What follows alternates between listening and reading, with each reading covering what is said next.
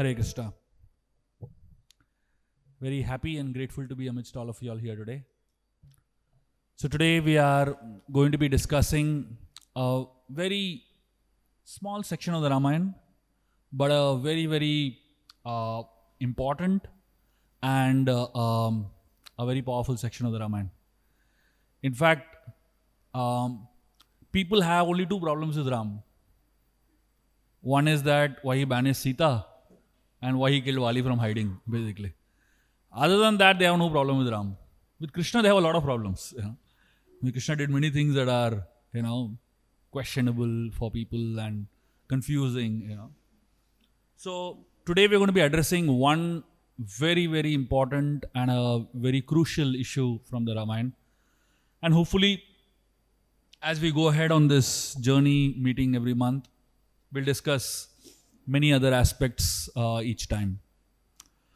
So just to set the context of the whole discussion before we get into the specific discussion of why Ram killed Bali, I'll just give you all like a little background, and it'll also prepare us for the right mood of Bali. So when Lord Ram and Lakshman were searching for Mother Sita, they happened to be traveling all over the Kishkinda area, specifically in search of Sugriv, because they have been told by two people that Sugriv is the one person who can help them find Sita. One was Kabanda, a demon, actually gave Ram this instruction that he should go and find Sugriv. Interestingly, in the Ramayan, messages come from demons also. Not only good people can give you direction in life, but even bad people can give you direction in life. God can speak through anyone, isn't it? So we have a tendency to think that God speaks only through his devotees. Why? Why God can't speak through a demon? So Ramayan actually challenges all our paradigms of how God can communicate with us, how God can connect with us. So Kabanda, who's supposed to be an absolute demon, he gave some of the most crucial advice to Lord Ram. And of course, Shabari also gave advice to Ram to go find Sugriv. So when Ram and Lakshman were searching for Sugriv, they happened to come to the Rishimukha mountains, and they were at Pampa Sarovar when Sugriv spotted them from the top of the mountain. And he was very scared, not knowing whether they were friends or enemies. He thought for a moment that Ram has been sent by Bali. So Sugriv panicked, and then Hanuman reassured Sugriv that don't worry, Ram and Lakshman cannot be enemies, they are good people. Just by looking at them, you automatically feel like offering respects. And then Hanuman spoke so many amazing things. So Hanuman said, the two of them seem to be Karuna Sagar. They seem to be oceans of compassion. They will never be able to do anything sinister. So like this, Hanuman tried to explain to Sugriv. Sugriv didn't accept, obviously. And he sent Hanuman down to actually go and talk to them and verify. So when Hanuman met Lord Ram, he had a heart-transforming experience in the presence of Lord Ram. He surrendered to Ram instantly, because he really felt the connection with Lord Ram. And then Hanuman connected Sugriv and Ram together. So Sugriv, he told Lord Ram how powerful Bali is. And he began to extol the greatness of Bali to Lord Ram. He said, Bali can do this and Bali can do that. He was glorifying Bali like anything. And Sugriv is asking Ram, are you sure you can do it? Are you sure you can kill Bali? Usually, when you go in front of God, first thing is that you have faith in God, isn't it? But Sugriv is a doubting devotee. He doubts God. And to win the faith of Sugriv, Ram has to actually go through tests. Usually, God should test a human being, isn't it? But here is a living entity testing God. And the most amazing thing is, God abides also by it. Whatever test Sugriv gives, he gives 3-4 tests. All the tests, one by one, Ram actually, does those tests. And at the end of all the tests, Ram asks Sugriva, are you convinced now that I can kill Vali? Finally, Sugriva says, yes, you are qualified to kill Vali. Now imagine, how much energy God has to put on convincing every living entity that don't worry, I can take care of you. So we are all like that living entity, like Sugriv, We are all doubting Sugrivs. And so many times, God has to do so much to convince us that please surrender to me. So, again, like Arjun was a doubting devotee, isn't it? The beginning of the Gita, it begins with Arjun doubts, And Krishna, to speak the entire Gita, 1 hour he spent trying to convince Arjun not to have doubts. And then finally Arjun says, Karishye vachanam tava, I'll do whatever you say. And I have full faith in you. So essentially, God has to put a lot of efforts in convincing every devotee of His. So we are all representatives of God. So when we are practicing our spiritual life, somebody has to put effort in convincing us, isn't it? All of us sitting here in this hall, we have not just right in when the moment you're born from the womb of your mother, you were born with a bead bag in your hand, None of us were really interested in spiritual life, isn't it? Somebody spent so much energy, so much effort, so much of persuasion, so much of follow-up, and so many things went in to finally get us to the point where we say, Chalo, I'll chant. As if we're doing a favor on that fellow, So we almost think that by chanting the holy names, we are doing a favor on the person who is inspiring us to chant. So that's exactly what is happening in Sugriv's case here. Finally, he has agreed that Ram can do it. So Ram, he follows Sugriv and he asks Sugriv to challenge Vali. So Sugriv challenges Vali, calls him for a fight. Vali is a little shocked because, he's never seen this kind of confidence in Sugriv. So Vali comes out, beats him up black and blue. And Ram is hiding there, waiting to shoot the arrow. Lakshman, Hanumanji, the 3-4 other Vanaras, Taru, Neela, Nala, they are all standing there. Just waiting for the right time for Ram to shoot the arrow. Ram tells them stories. One after another, he's telling them stories, And Lakshman and Hanumanji and all are wondering what is happening here. Why is Ram telling us stories, Now imagine a fight scene going on there. Those who are spectators, they are like really watching the fight scene, isn't it? Do you find spectators actually discussing stories with each other? You don't. But here in this case, massive, nail-biting fight going on, and Ram is least bothered, indifferent to the fight. And in the middle of the fight, he gets up and walks away. And Sugriv is getting beaten over here. He's waiting when the arrow will come, The arrow doesn't come only.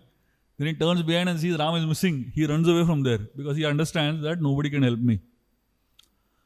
So when Sugriv reaches back to Lord Ram, he asks him, what happened?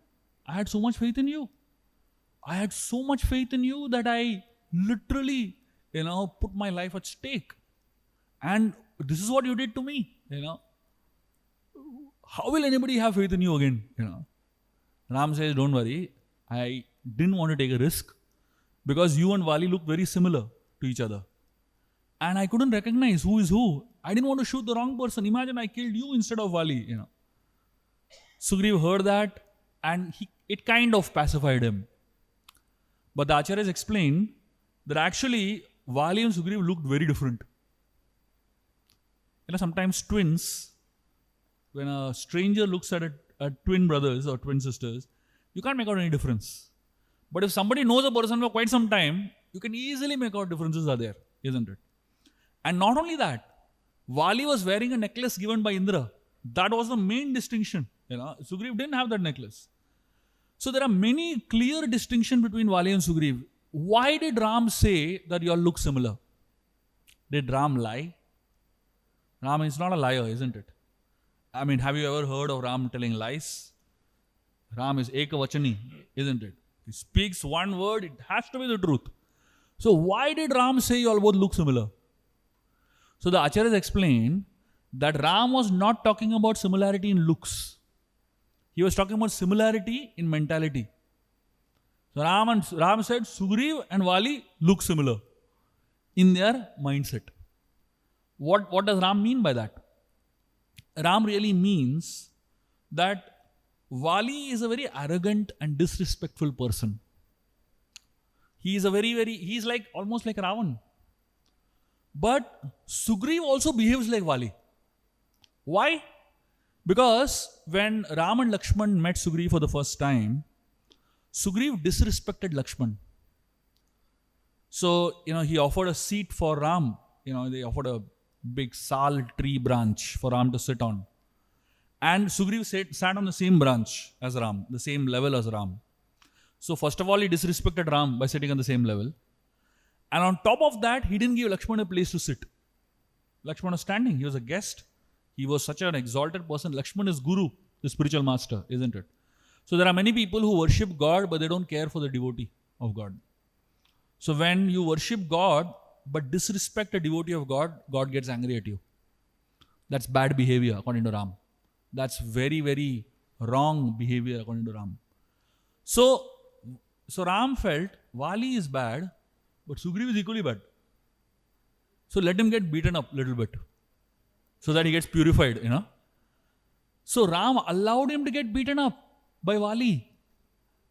So of course Ram didn't tell him, I allowed you to get beaten up because you did that offense to Lakshman, So sometimes in our own lives, we offend some devotee, we offend some, exalted person, and the result of that offense is something else only. And we don't see the connection.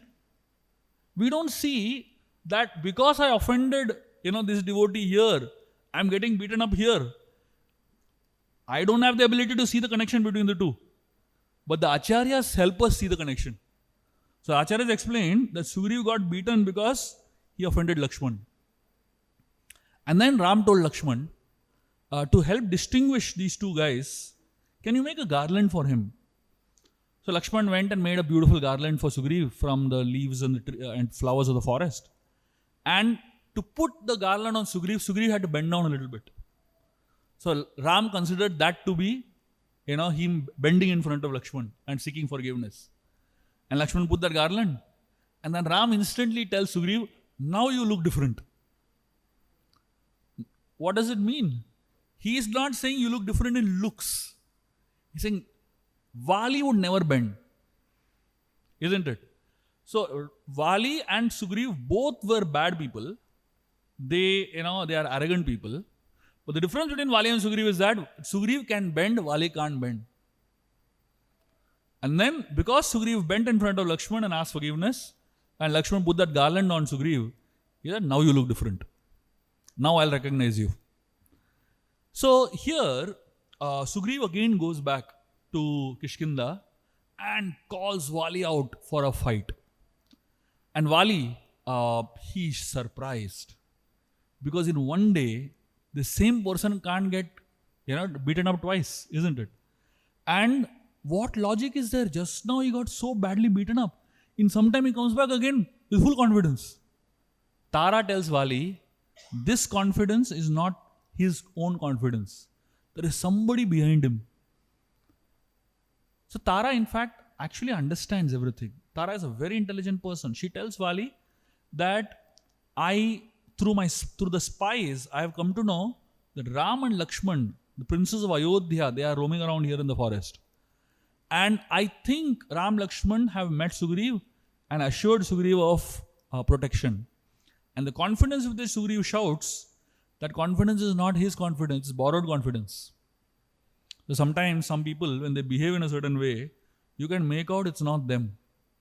It's somebody behind them who is pushing them, who is inspiring them basically. So Sugriv, he comes and shouts out. Tara is telling Vali, don't go. I can feel something is going to go wrong.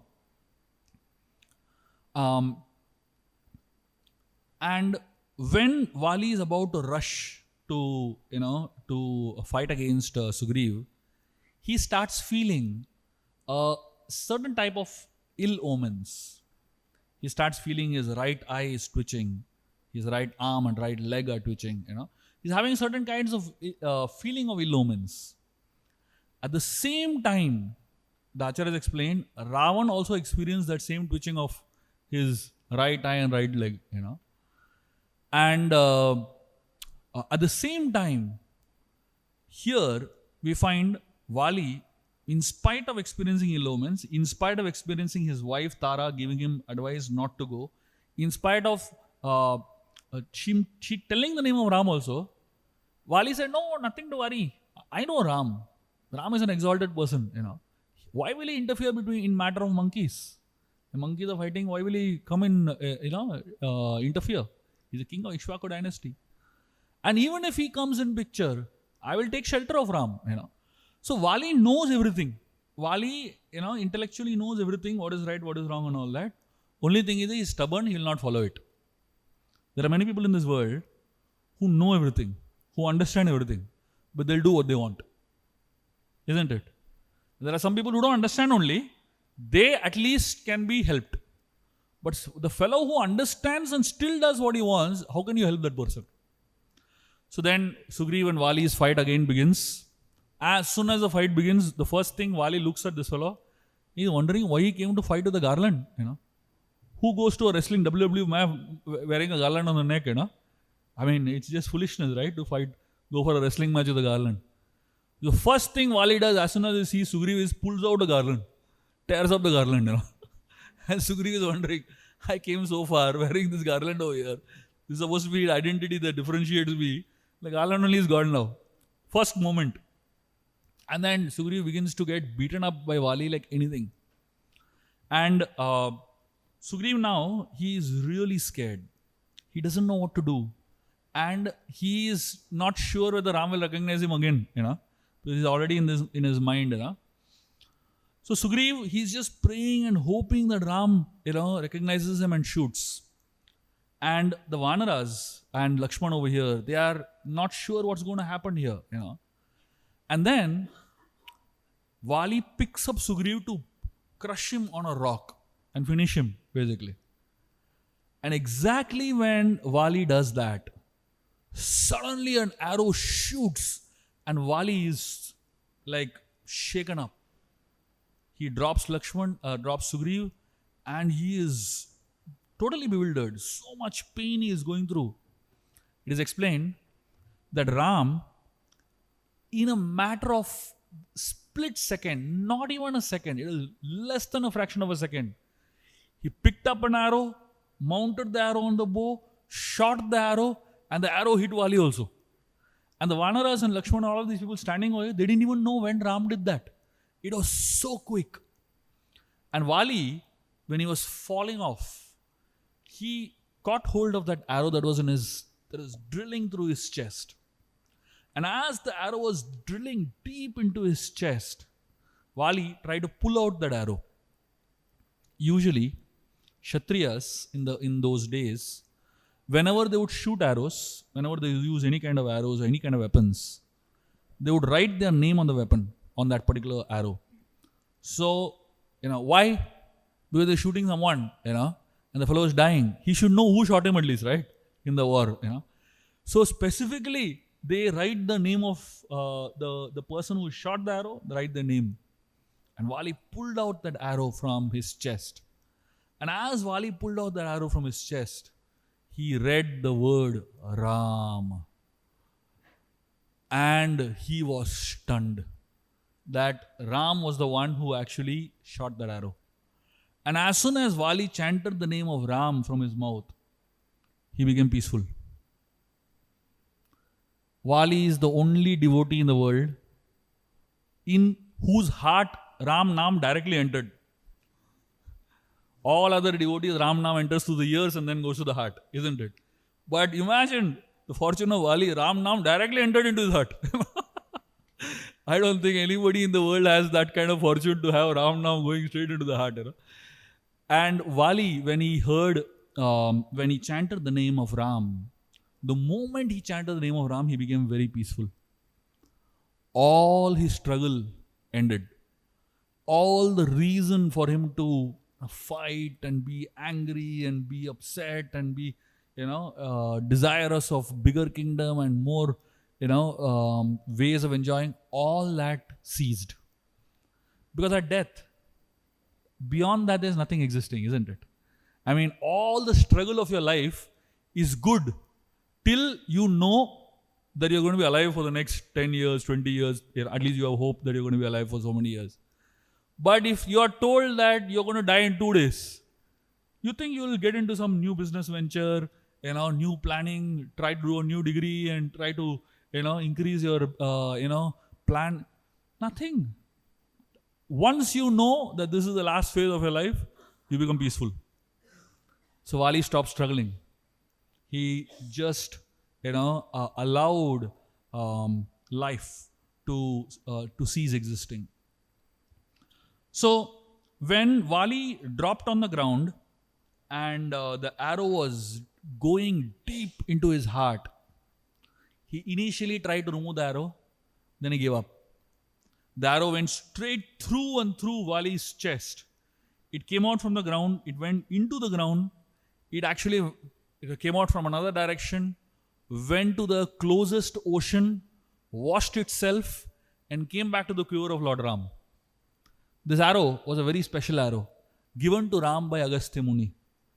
And this arrow had the property that whenever Ram shot this particular arrow, it would kill the target, it would hit the target for sure, it would go to the closest ocean, wash itself, and come back to the quiver of Ram. That is the speciality of this arrow. And the most amazing thing was that this arrow was given to Ram by Agastya Muni. And Agastya Muni was given this arrow by Indra. And the arrow was used. So Ram, when he picked up the arrow, he didn't particularly choose this arrow. The Ramayan explains, he picked up any arrow. Whatever, his hand touched, he picked up any arrow, basically. And interestingly, this particular arrow only came out. When Vali saw that arrow, he immediately understood, this is my father's arrow. Indra's arrow. So he was wondering, what is this? Why is my father wanting me to die? This is like the complete cycle of life. Born from Indra and dying with an arrow given by Indra, basically. And then Vali for a moment felt, is my father so disgusted with me that he purposely gave this particular arrow, to Lord Ram to use to kill me? Actually, nobody plans life. Life is specifically planned according to your choices. The choices that you make in life determines the consequences that happen to you in your life. So here we find Vali collapsing on the ground, wondering, did my father give up on me? So as Vali is wondering like that, and he is on the ground, struggling intensely, suddenly Vali notices that in front of him is standing Lord Ram. Lord Ram is 8 foot tall. Very tall, isn't it? And he has a bow that is 7 foot tall. So he's holding the bow on the ground, and Ram is standing in front of Vali, and with a very calm and peaceful countenance. And when Vali sees Lord Ram, Vali really becomes grateful to see Ram. But at the same time, Vali has some thoughts in his mind going on. Here is probably the only conversation between the person who is killed and the murderer. They were having a real nice conversation, And I don't know how many of you all ever knew that a conversation like this happened between Vali and Ram. And in this conversation, it's a very interesting conversation. In this conversation, Vali asks Ram, why you killed me from hiding? If only people knew this conversation and knew what happened between Vali and Ram in the discussion, they will never have this doubt why Ram killed from hiding. But unfortunately, most people don't even know such a conversation happened. And specifically, why Vali asked these questions? Because he knew that eventually people like us will come in this world who will analyze everything.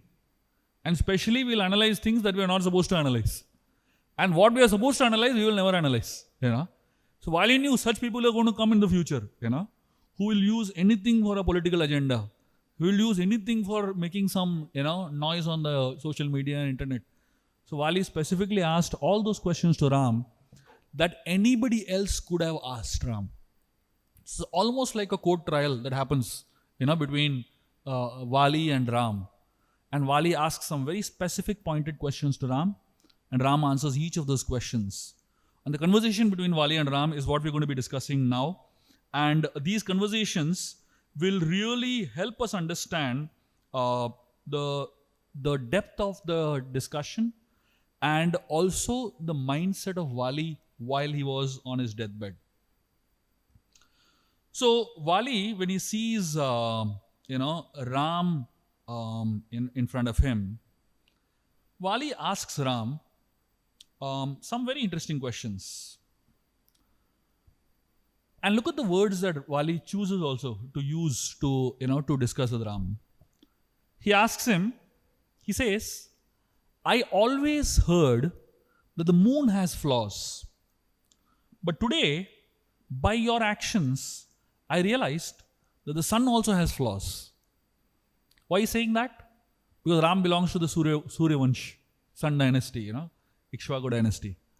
So he says, with this one single act of yours, you have destroyed everything that your ancestors have created in terms of good name, basically.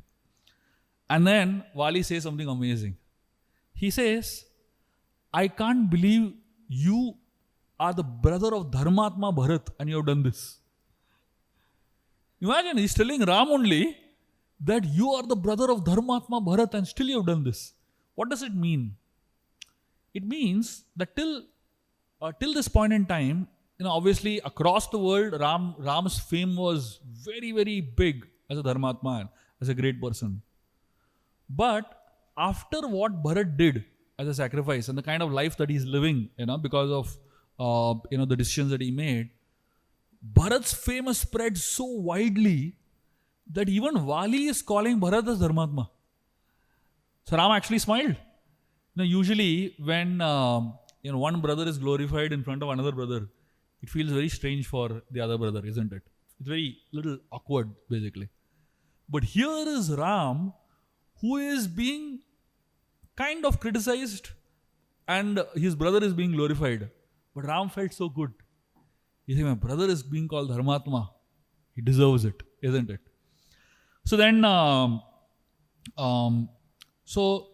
Vali says, your father sacrificed his life for the principle of truthfulness. But you have sacrificed the principle of truthfulness for your selfishness. Vali is telling Ram like this. And he says, you are like a double-edged sword. So, you show the world something, but you are actually something else. Vali is telling Ram. You gave up the kingdom in great style, and people called you so, and you got such a big name for that. But when no one is watching you in the forest, look at what you're doing. You're killing from hiding, So Vali is making some really important points here. And he is really instigating Ram, to speak up, basically. And he's saying, all your virtues are just false. You give big advices to others, but you don't follow it yourself. Vali is telling all this. So, and then Vali says, it looks like your mind is too disturbed after losing Sita. You're not able to focus on what is right and wrong, And because you're so disturbed, you are breaking all the rules of Dharma. And you're killing an innocent person just like a snake kills a sleeping person. Like this, Vali is telling Ram. And he's saying, why did you direct the anger that you have towards Ravan against a faultless monkey like me? And he says, I'm not your enemy. Sugriv and I, we are strangers to you. Why did you choose Sugriv and destroy me? And then Vali says something nice. So he says, you are the secret of the universe but you have some dark secrets in your heart. The Acharyas give a lot of commentary on this particular verse, where Vali is saying, you're the secret of the universe. What is the meaning of you're the secret of the universe? Basically, Ram being God is a secret. Nobody knows. But Vali is saying, you're a secret of the universe. So that means he knows. He knows the secret. But he's saying, you may be the secret of the universe, but you also have some secrets in your heart. And then Vali says, you are so beautiful that no painting can do justice to your beauty. But how ugly is your character that you hurt others so badly? So he's saying, today surely your soul is dead. Vali is telling Ram like this. So Vali, when he is speaking such words, these are like really hateful words, isn't it? Hanuman and Lakshman were like really getting angry. But this fellow is already dying, What you can't kill somebody who's already dying, right? So even if they get angry, what will they do to him, So they just keep quiet. And then Vali says, do you know what the world will say about my dying? The world will say that the mad elephant named Ram trampled Vali and killed him. So Vali is speaking all these vengeful and really hateful words, simply for one reason. Because he wants to incite the anger of Ram. So, usually, Kshatriyas, they have a very interesting way of talking to each other and also expressing, their love for each other, expressing their connection with each other. Just like nowadays, young boys, they meet, the way they express their love to each other is by giving galis to each other, The more love there is, the more galis come out from the mouth, So in those days, Kshatriyas, the way they express their love for each other is by speaking words that really hurt, And emotions are a very interesting phenomena. Only when you are deeply hurt, you speak the truth. Isn't it? I'm sure all of you all experience in your own lives, in your own relationships. Somebody is not speaking only. And how do you make that person speak? You say all those things that hurt the person like anything. Tak, all the truth comes out. Isn't it? That's what Vali is doing here. He's speaking all those words that hurt Ram simply because he wants Ram to speak the truth. Why? So that eventually the world cannot say that Ram didn't get a chance to clarify for himself why he did what he did, basically. So, finally, when Ram, got into that mood, it took some time for Vali to bring that mood from Ram. Then Ram started speaking. And you'll find the flavor of Ram's words also are in the same mood as Vali. A lot of anger, a lot of, So Ram says, an ill-mannered monkey who is childish can only speak like this. And he's saying, without understanding the intricacies of dharma, artha, kama, moksha, you're trying to find fault in me. So he says that unless, this is a very important point Ram makes. So Vali is challenging Ram based on dharma, that you have done wrong by hiding and killing. You're not following the codes of dharma. You're doing all bad things. So Ram is telling, to understand the codes of dharma, first of all, you have to study from a teacher. If you try to decipher the codes of dharma without studying from a teacher, this is how you will speak. So Ram is telling, Vali, that when you analyze others' actions and your intentions without ever serving a superior, a genuine superior, you won't understand only what you're doing. So there are some very subtle messages that Ram is trying to give here. Now all of us sitting in this room, we're all very intelligent people, isn't it? And when put in a particular situation like this, we are experts in giving arguments. Everyone is an expert in presenting arguments of how I am wrong, you're right. I am right and you're wrong, It is impossible for someone to admit I am wrong. Impossible. Literally impossible. Because the ego is so powerful, it will not allow you to admit you're wrong.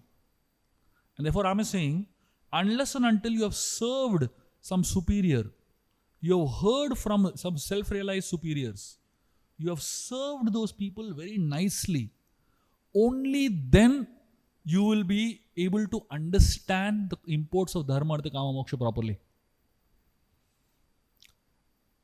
If you argue without serving superiors, without hearing from superiors, you are simply using your intelligence, which is not pure enough, which is not based on deeper aspects. So he says, Ram tells, Vali. So when Ram is speaking all these words, Vali, he gets angry. So far, Vali was angry. Now Ram speaks these words and he says, you are just stupid fellow. Without having any knowledge, without serving superiors, who gave you the right to speak about dharma, artha, kama, moksha? Where do you have the knowledge and qualification to speak about it? So when, Vali hears this, he gets very upset. And then he starts shooting questions one after another. Like a rapid fire, between Vali and Ram going to start now. So Vali is asking Ram, what dharma are you talking about? Vali is asking Ram. He says, on the basis of what dharma did you shoot a stranger? On the basis of which principles of dharma did you shoot a stranger? And I had no dispute with you. What fight did you and I have? There was no land dispute. There was no clash of countries dispute. There was no border dispute. There was no women dispute. So, you're not even my brother, to fight with me. Look at this argument. See, that means only brothers are supposed to fight with each other. He's saying, you're not even my brother to fight with me, all he's saying, And he's saying, I have not committed any wrong in your country. And I have not taunted you in any way. So, if there is no previous incident that incites our enmity, why did you shoot me down? Vali asks Ram like this. Ram tells him, the entire earth, along with the cities, along with the mountains, along with the forests, come under the purview of the Solar dynasty. And he says, King Bharat is managing the cities and the towns, and my father has given me forests to manage. I am managing the forests on behalf of King Bharat, he says, And he says, the moment you claimed the land of Kishkinda to be yours, property dispute has started. Because everything belongs to Bharat only. So you are saying this king, you are the king of Kishkinda. And he is saying, I am punishing you on behalf of King Bharat. So Vali says, you don't even know me. How can you punish a stranger? So Ram says, a king may not know a citizen. But if a citizen has done something wrong, the king can't punish a citizen. The citizens can't say, first do you know me? What difference it makes to a king whether we know the citizen or don't know the citizen? So, Vali, he now realizes that the direction in which the question answers is going is a bad direction. So he changes the direction completely, and he presents another, discussion. He says that I am simply a monkey and you are a royal, regal human being, He says, I am a forest dweller in the forest and you are an aristocratic dweller of cities. I am from a lower animal species. You are from a highly evolved human species. We have nothing in common, but still why did you shoot me down? So Ram says, I came to the forest to shoot down bad animals. So, sometimes a king goes to the forest. There are sometimes animals like tigers and all, they go into the villages and attack villagers.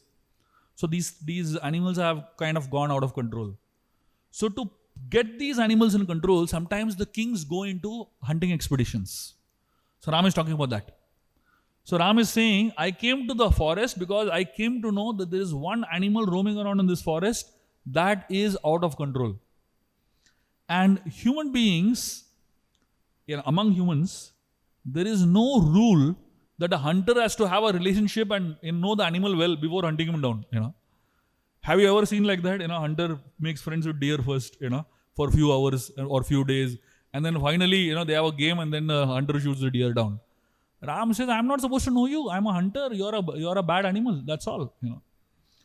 So he says, when the animals become disruptive, it's a duty of Kshatriyas to bring down such animals. And why do Kshatriyas do such hunting? Because it saves the lives of thousands of people who are innocently attacked by these animals. So Vali immediately presents another argument. Okay, if you are going to hunt me down, why are you hiding and hunting me down? Why didn't you come in front of me and hunt me down, face to face? And he says, were you scared to face me? He asks him. Are you scared that I would have killed you the moment you came in front of me?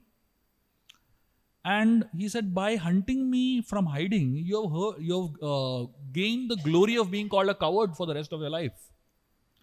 Ram says, from when did hunting become a face-to-face game? Have you ever seen hunters saying, hi, I'm going to kill you and shoot, A hunter hides from somewhere and shoots, right? That's how the game is, isn't it? So Ram is telling the hunter, he shoots according to his readiness, not according to the readiness of the animal that he's shooting, basically. And whether the animal is standing, it's running, or it's doing anything, the hunter can shoot at any point in time, So the rules of the hunting game is not made by the animal, it is made by the humans who hunt, So like this, he is saying, and then Ram, when he presents this argument, Vali realizes in the direction in which Ram is taking.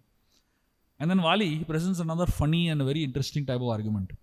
He tells Ram, if you wanted to hunt me down, there must be a good reason why you want to hunt me down, isn't it? So I'm not able to understand what could be the reason why you hunted me down. So usually, animals, whenever they're hunted down by human beings, there is something that the human being gets from that animal. So either there is a skin that is involved, or there is, like if you hunt down a deer or a tiger, they usually hunt it for skins. Or if somebody needed nails, you hunt down a tiger or an elephant. They are hunted down for nails. Or if someone needed meat, then you hunt down like a deer or a rodent. Or if somebody wanted hair, you hunt down an elephant or something like that. If a monkey can't give you anything. Have you ever seen monkey's hair being used anywhere? Or monkey's teeth being used anywhere? Monkey's nail being used anywhere? Monkey's every part of the body is useless. Why would you hunt down a monkey who is so useless to you? So Ram, he began to speak. So Ram said that I hunted you down not because I wanted something from you. So what can a ordinary monkey give a prince from the Ikshvaku dynasty? I don't need anything from you. And he said, I hunted you down simply as a punishment for your misdeeds. So if someone has done a sin, the king is allowed to punish that sinner. So if you were a good citizen in the kingdom, I would not have harmed you at all. But because you were sinister and you have done so many sins, on behalf of King Bharat, I have hunted you down. So Vali instantly says, what sin are you talking about? He says, did I kill a Brahmana? Did I kill a king? Did I kill a friend? Did I kill a woman? Did I kill a cow? What aggression did I do to deserve such a punishment? And he says, if you can't answer this question, then you have done a grave sin of killing someone who's innocent. So he says, if you can't answer this particular question to my satisfaction, how will you face the question that you will be asked in future for this particular misdeed of yours?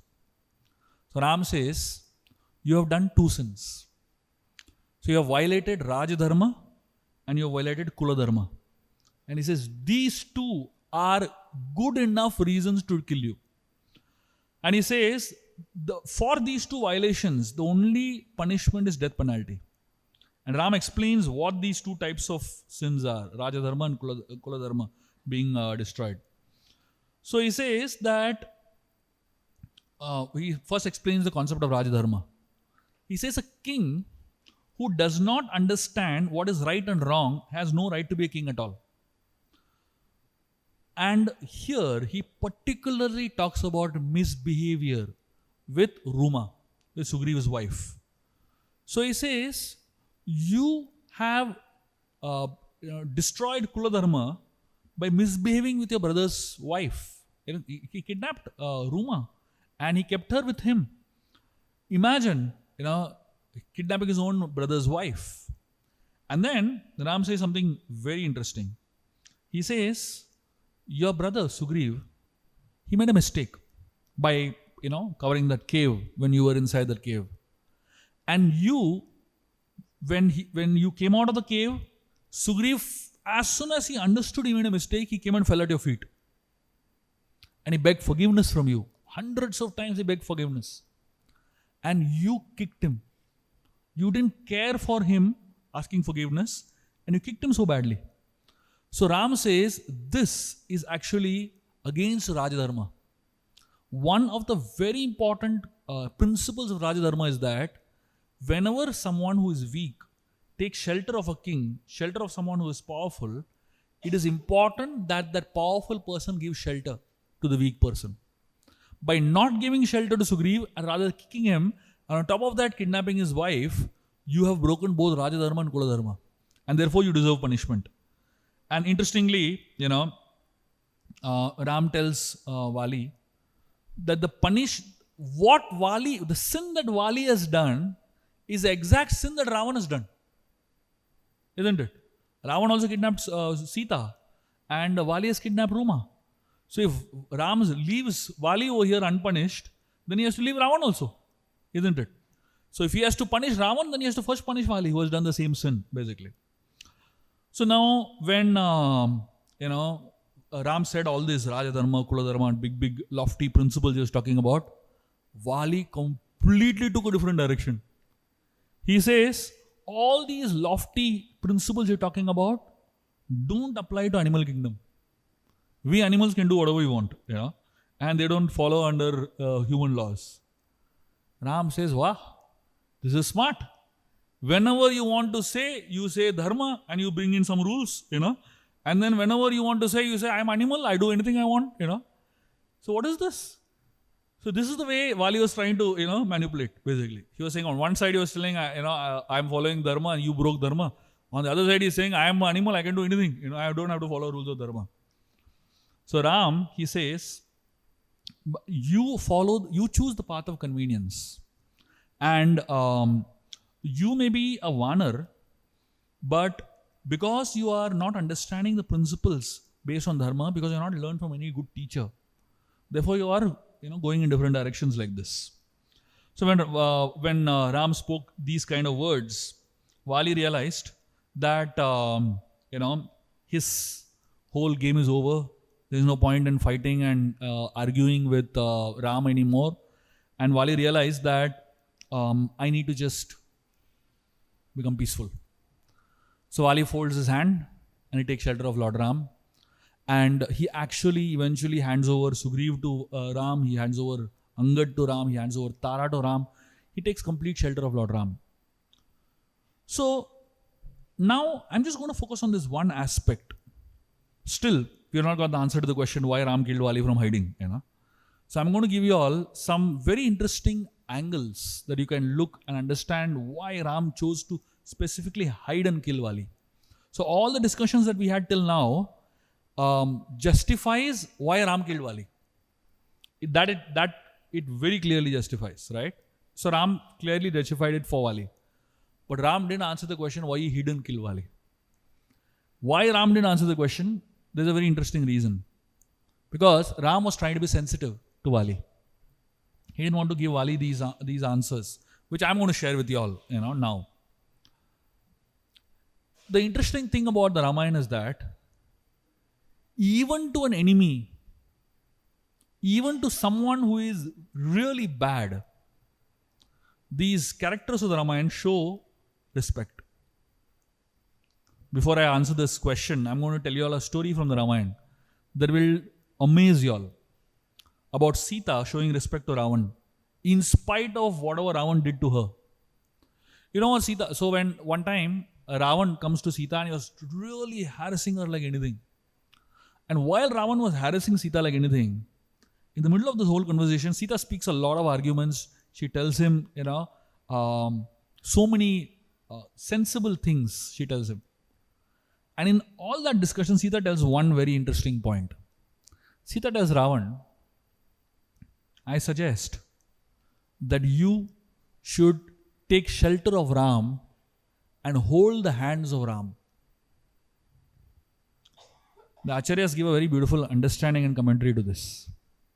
Usually, whenever we say take shelter of God, what do we say? Fall at the feet of God. Take shelter of the feet of God, isn't it? But why is Sita saying take shelter of the hand of God, hold the hand of Ram? Because Sita is thinking from the point of view of Ram. She's thinking, suppose Ravan actually takes my advice seriously and goes and falls at Ram's feet. And when Ravan falls at Ram's feet, and if Ram comes to know that I gave him the advice to fall at his feet, Ram will feel bad. Why did you tell a king to fall at my feet? Therefore, Sita says, hold the hands of Ram. Imagine. To someone who has done such a bad thing to her, she's thinking from the point of view of respecting him also. Because she knows that Ram will also respect him. Whether he has done good or bad, he is a king, isn't it? So the king deserves a certain amount of respect, basically. That's the sensitivity level of the Ramayan. So Ram doesn't tell Vali why he killed him from hiding, because he wants to be sensitive to Vali for the points that I'm going to be sharing with you all. So these points Vali doesn't know, but we know. And, Vali died without any doubts, peacefully. But we are alive with so many doubts, So it is important that we know, otherwise we'll die with these doubts in our mind and then we'll have to take another birth to get clarification of these doubts. So better get these answer to these doubts now. So the first reason Ram kills Vali from hiding is because to respect the boon of Indra.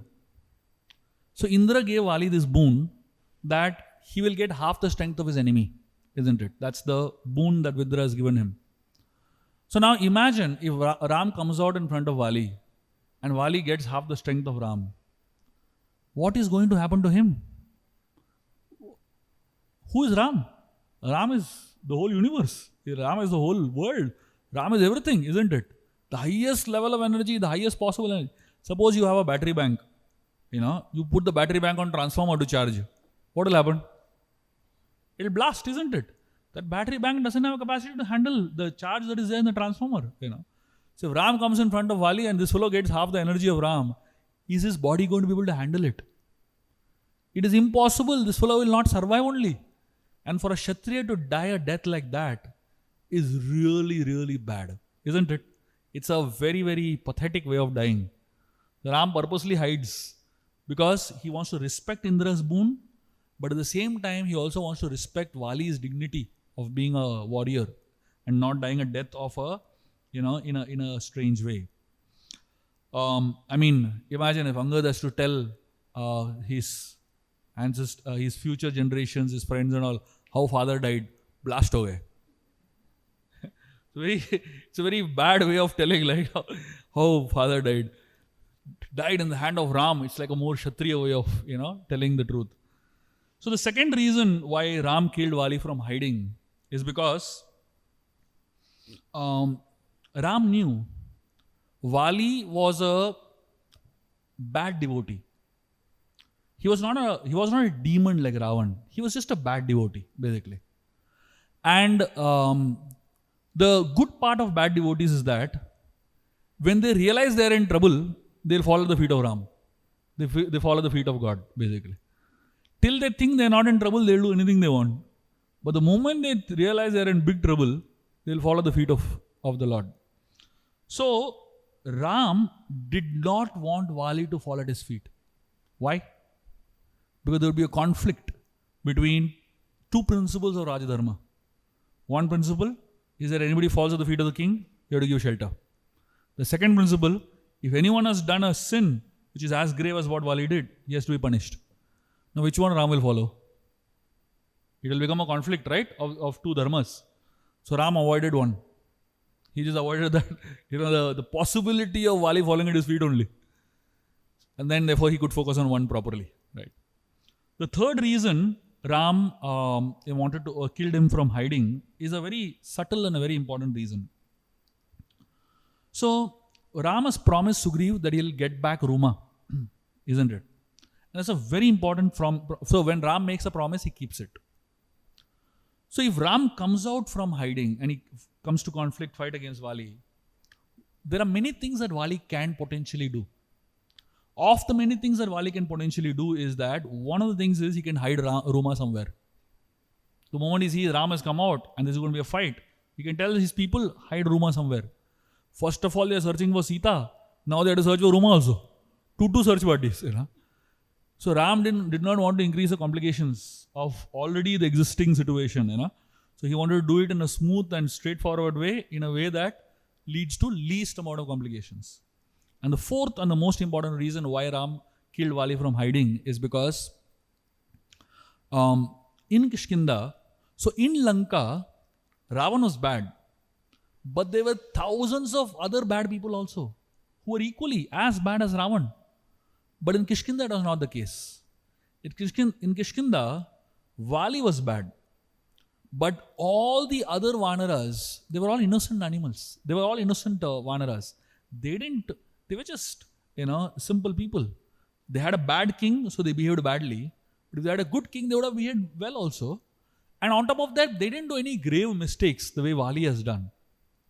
So, Ram, if he came out from hiding and had to attack Vali, you think Vali would have fight with Ram? He would have thrown thousands of Vanaras at Ram first. So that means Ram would have to eliminate so many innocent people to be able to finally go and attack Vali. So why kill thousands of innocent people when only one person has made a mistake? So Ram felt, why should I punish so many people without they offending, without they doing anything wrong, and without them being responsible for the wrong that Vali has done. So this is the fourth reason why Ram killed Vali from hiding. And when Vali dies, falls on the floor like that, so many amazing things happen. But of all the things that happen, one very, very nice thing that happens, I'll share that and end today's session, is Tara comes there and she's crying, seeing the dead body of Vali fallen down, lying in a pool of blood. And then she is seeing Ram, who has just murdered her husband, So here is a very strange situation. Dead body of the husband is here. The murderer is standing there. And the wife of the person who is dead is standing there, And Tara, she starts first by shouting at Ram. She actually first shouts at her own husband, at Vali. She says, you are responsible for the situation in which you are today. And I told you so many times not to do such things. And then Tara directs her attention to Lord Ram. And she says many things to Ram. Of the many things she says, there are three types of people in this world. There is Adhama Purush. Adhama Purush is someone who only thinks of himself, who doesn't care for others. The second type of people in this world are called Madhyama Purush. Madhyama Purush are people who think about themselves, but also think about others. So it's like, give and take. I do something for you, you do something for me. If I don't do anything for you, you don't do anything for me. It's like that. And then there is Uttama Purush, who only lives for other people. And Tara tells Ram, you are an Uttama Purush. And she tells him, whatever you do, even if you are hurting someone, it is for the benefit of that person only. And then she tells Ram that you are Jitendriya. Jitendriya means the one who has controlled his senses. That's what the word Jitendriya means. So, and she tells him, 2 reasons why I'm calling you Jitendriya. Usually, if somebody has killed a king, the natural result of that is that they go and sit on the throne. Isn't it? But you are Jitendriya, you're not interested in the throne of Kishkinda at all. You'll give it to Sugriva and walk away. You have control over your senses. And then she tells him that usually Tara is one of the most beautiful women in the universe at that point in time. So Tara tells Ram that I am so beautiful that any man who looks at me once has to look a second time. But you are so self-controlled, you didn't even look at me once. And then she says something very beautiful. So she says, your eyes are reddish. So there are many reasons why eyes become red. If you cry, eyes become red. If you laugh too much, eyes become red. If you drink, eyes become red. If you're angry, eyes become red. Isn't it? So, obviously, Ram is not crying. Why will he cry?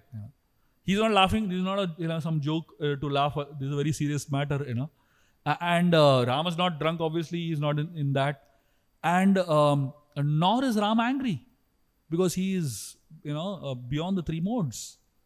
Tara says there is a 5th reason why somebody's eyes becomes red. Eyes become red when you have not slept at all. You have not slept for a long period of time. Because you are engaged in doing welfare for the world, you don't sleep. And therefore your eyes are red. So imagine here, if somebody was just murdered her husband, and here is someone, the wife is glorifying the murderer so much, isn't it? When you come in front of the Lord, whether you are killed by the Lord, or you are saved by the Lord, or you are the relative of someone who is killed by the Lord, you helplessly have to glorify the Lord, isn't it? Because apparently in anything that it seems to be painful, it seems to be hurtful that God has done also, within that also there is a well-wishing factor. Because God is our father, He's our mother, He's our well-wishing friend, He's everything for us. So when we look at this entire episode from this perspective, when you look at it from this angle, you'll get a much better clarity on it, and you'll get a much better way of looking at this story. And of course, there is so much that we can learn from this discussion that we just had. I'll stop here. Any questions, any comments? Anyone would like to say anything? Hello. Yeah. I have 2 questions. One is, I'm reading Bhakti Vikas Swami's Ramayan. It's a pretty quick read, so not a lot of insights are discussed. But since there's one point also there mentioned about comparison between Ram and Krishna. Yeah. That how Ram at some points when somebody is talking about atheistic religion, he gets angry. But Krishna has never been portrayed like that. So isn't that a fault in Ram? Not that I'm criticizing, but just want to clarify that he has to be equipoised in every situation also. So what is the viewpoint on that? And second question I had was, Ramayan happened not in Kali Yuga, right? But then Gita was spoken in Kali Yuga. Somehow Gita is more relatable and the learnings are more relatable and acceptable. You can apply in practical life. But Ramayan is so complex and people were so well respected, obedient, very well groomed. How do you understand and apply those learnings in today's day and age? Apart from these lectures, because it becomes very difficult to be always, first of all, you need to understand what the right dharma is according to your own, nature. And second of all, you need to then apply within the surrounding where people might not have that or understand it. So how do we make use of the learnings of Ramayana into today's day and age? Although it's very peaceful to hear the learnings and everything from your lectures. So the answer to your first question is there were times in Krishna's life also where he got very angry. So many times actually. When Shishupal, he was speaking all those bad things, he got furious. When Bhishma was trying to kill Arjun, He got furious. He jumped off and he took a Sudarshan Chakra running towards Bhishma. So you can't say exactly that Ram was angry and Krishna was equipoised. See, anger is a tool. So you have to learn how to use anger and not be used by anger. The problem is when you're used by anger, which is the case for most of us.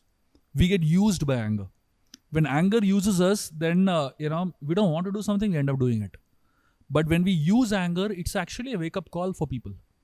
So Ram got angry on Jabali because he was wanting to show that even though he would never normally get angry, but in this particular instance, he got angry.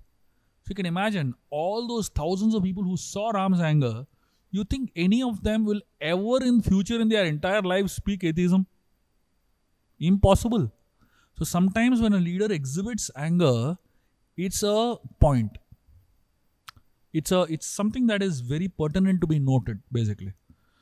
And as far as learning from the Ramayana is concerned, in my understanding, Ramayana is the best commentary on Bhagavad Gita. So Krishna spoke the Gita, but Ram lived the Gita. Every single verse of the Bhagavad Gita has a story in the Ramayana. How Ram actually applied that verse in his life. So if you actually see, all the scriptures are interconnected with each other. It's not that one scripture is relevant and others not. All are relevant. As I said, you only need a good teacher. That's all. So what I've been trying to do is in my Ramayana the Game of Life series, I've been trying to write the story of the Ramayana in a way that is very relevant and very easy to apply in one's life. So all the thinking, all the research, everything I have done. You read it and you apply it. That's all. So the effort of thinking we don't have to do only now, because I have done that effort basically after years and years of research. So when you read the series of the Ramayana, you will actually get a straightforward application. And there are so many people who have read the Ramayana series and came back to me and told me that I'm actually being able to apply so many principles in my life. Okay? Yeah. Anything else? Any other questions or comments? Hare Krishna. There are many verses, versions of Ramayana. So which one we should follow? See, the many versions of Ramayana are written according to age. Originally, Valmiki's Ramayana is the Ramayana. So anyone who has written a version later on has referred to Valmiki only. You have to refer to Valmiki. There is no other way, right? So there are few Ramayans that have really deeply impacted people. See, if you want to know how good a tree is, you understand by the fruits, right? If fruits are tasty, you know a tree is good. Similarly, if you want to know which version of the Ramayana is really the best version to apply, you see which version has created the deepest impact in people's hearts. You realize there are only 3 versions literally. Valmiki's, Tulsidas' Ramcharitamanas, and Kamba Ramayana from Tamil Nadu. So these 3 have created solid impact in people's lives. Thousands and thousands of people's lives. Yes, there are other versions also which are authentic equally, but the amount they are available and accessible and easily readable, it's a little debatable. There are some people who have twisted it, obviously. Like for example, if you see the Jain Ramayana, there is a lot of twisting of facts that have happened. Yeah. So when you come up, so safest is to go back to the original. So if you really want to know what is the safest, Valmiki Ramayana is the safest. You go back to original, you'll find everything. And second way to find out if a Ramayana is authentic is find out what is the lifestyle of the author who has written it. If the author was written that particular book, he is absolutely living a life which is non-dharmic, commercial, and absolutely no connection with spirituality. Not worth reading. As simple as that. Not worth reading. Ramayana is not a novel. It's a scripture, isn't it? So find out what is the lifestyle of the person who has written it. You will get your answer. Okay? There was a question at the back. Kamba Ramayana. Kamba Muni is the author. It's in Tamil. Yeah, it's in Tamil. Yeah, it's a Tamil poetry. Yeah. Hare Krishna. Hare Krishna. Prabhuji, can you explain the boon that was given to Rama by Indra? It says that whoever comes in front, if Ram comes in front of somebody, that person will get half of Rama's energy. No. The boon was given to Vali by Indra, not to Ram. The boon Vali had actually given a necklace by Indra. The power of the necklace was that it could capture half the energy of the enemy. So if Ram came in front of Vali would have taken half the strength of Ram, and that he couldn't be able to handle, he would have died. That's what I meant. Okay? Thank you. So this one incident, you said that Lord Ram actually wanted to do justice to that boon. But in your book, you mentioned about an incident where Hanumanji came in front of Vali and something similar happened. Yeah. So just briefly, if you can tell what exactly happened and what was Vali's course of action after that. So this particular story is not in the Valmiki Ramayan, but there's a folklore connected with this, where Hanumanji comes in front of Vali, and Vali tries to absorb half the strength of Hanumanji, and he is just not able to handle it. He collapses. He falls unconscious. So the body is not able to handle. So I mean, Hanuman's strength is like a fraction compared to Ram's strength, right? So if Hanuman's strength only Vali couldn't handle, where he'll handle Ram's strength? That is the point. Thank you for bringing it up. Yes. Prabhuji, I am reciting this shloka since many years, but I have some doubt about it. Ahilya Draupadi Sita, Tara Mandodari Tatha. So, who is this Tara? This is the same Radha? Same Tara. And why she is glorified so much in this shloka? So, these 5 people are people who are considered to be exalted women from the point of view of taking shelter of Ram, shelter of God. So, if you look at all these 5 people, they have been in very adverse circumstances in their lives, very complicated circumstances in their life, and all 5 of them are taking shelter of God. That is why they deserve to be worshipped and glorified, not for any other reason. That is why I told the story of Tara, and I mentioned that particular incident purposely. Thank you for that question. Yeah.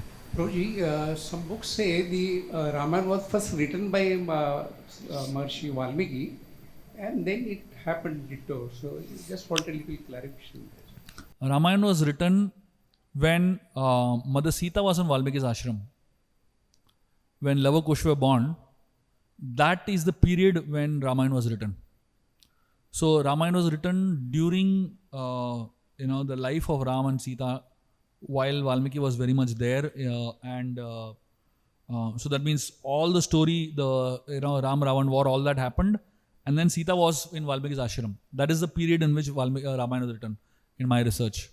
But in that Raman serial, they showed something, 2 birds what was killed by the hunter, and that the emotion. How that do we relate to this? So basically, the sequence of the events is like this. Valmiki Muni one day was going on going to have a bath in the river, and he and Bharadwaj Muni, when they entered into the river to have a bath, they saw on the other side there were 2 birds, and one bird got killed by that hunter. And when Valmiki saw that other bird crying in agony, he felt the pain of the other bird, and from his mouth came out a curse. And that curse that came out from Valmiki's mouth, he cursed the hunter basically. That curse came out in the form of a verse. The shoka of Valmiki came out in the form of a shloka.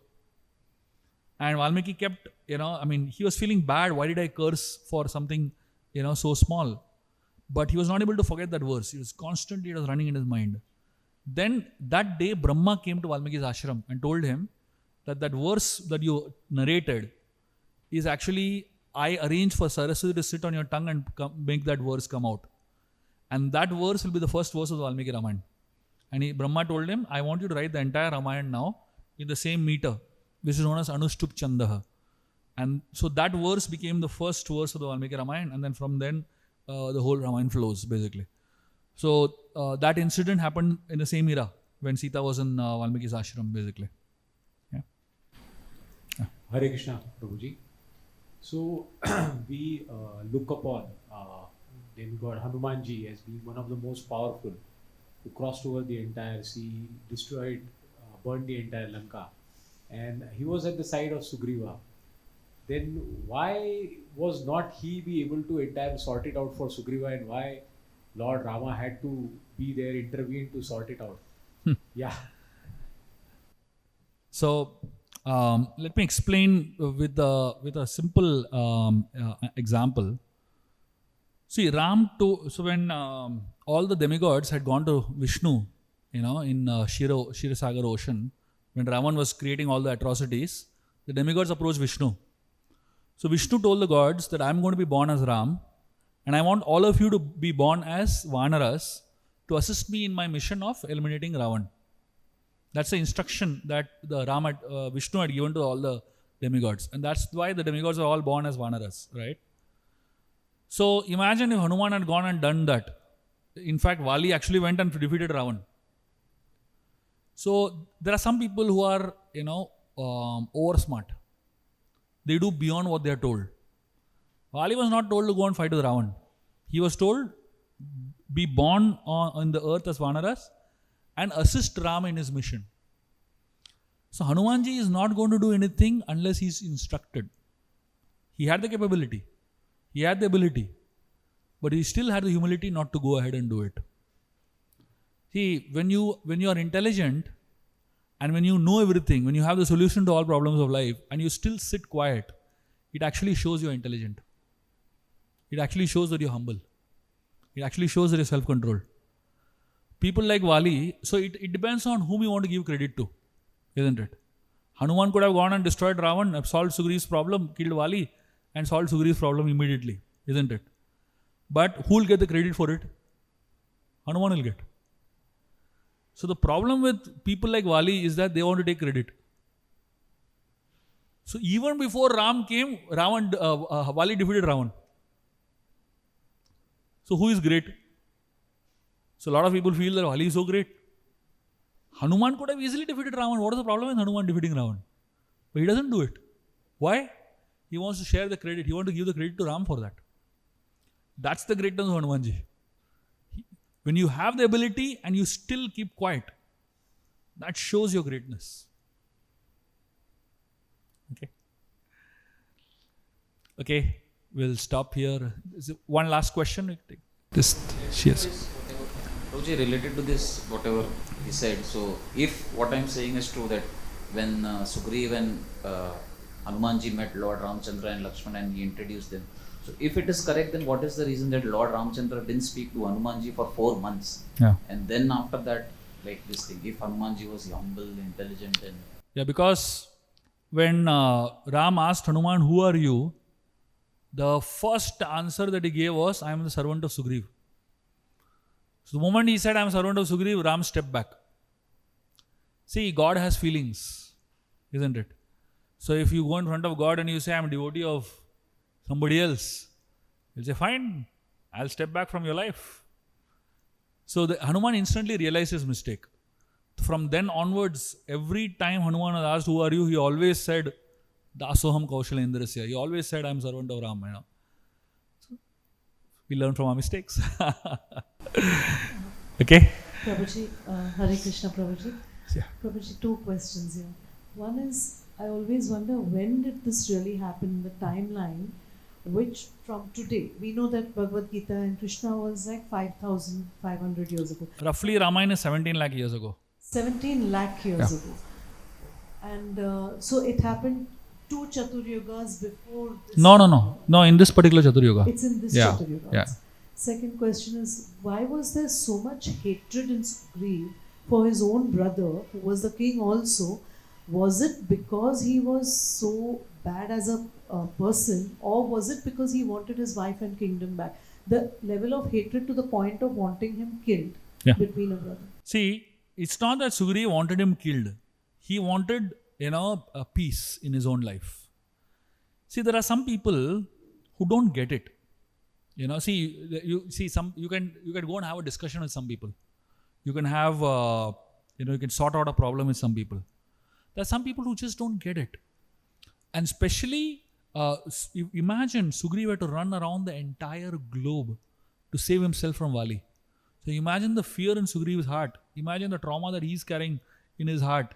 So he couldn't step into that land without that fear. So how can he live with that kind of fear? And plus, it was not only Sugriv's problem. It was a problem of the entire Vanara community, basically. So having a tyrant as a king is not an easy thing to handle. It's not easy for people to live with a person who is as arrogant as Vali as a leader. So that little time that Sugriv ruled as a leader, people loved him so much. So instantly there was a change in just a couple of days, but there was a massive change in the way people understood what leadership meant. Basically. Yeah. Thank you, Prabhuji. I think we'll just take one last question here. She has a question.